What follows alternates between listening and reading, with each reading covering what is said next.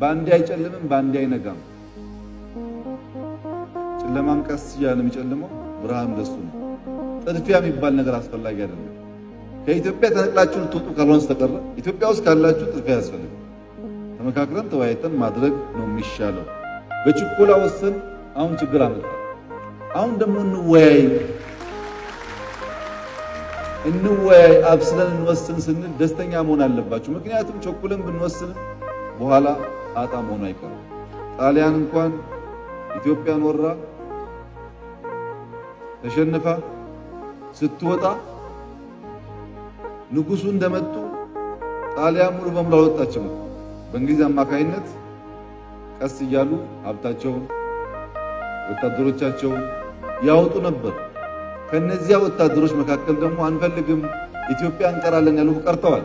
ለወረራ መጥተው ደቡብ ሱዳን፣ ሊቢያ፣ የመን፣ ጅቡቲ፣ ታንዛኒያ፣ ጋና የትም አገር ብትሄዱ ኢትዮጵያ ያለ የማትገምቱት ቦታ ሁሉ ደሴት ላይ ኢትዮጵያ ያለ እንኳን በወላይታና በሃዲያ መካከል ምናምን ተውና አገር አቋርጦ ባህር አቋርጦ ኢትዮጵያ ያለ ሃዲያ ስራ ካለ አዲስ አበባ ይመጣል።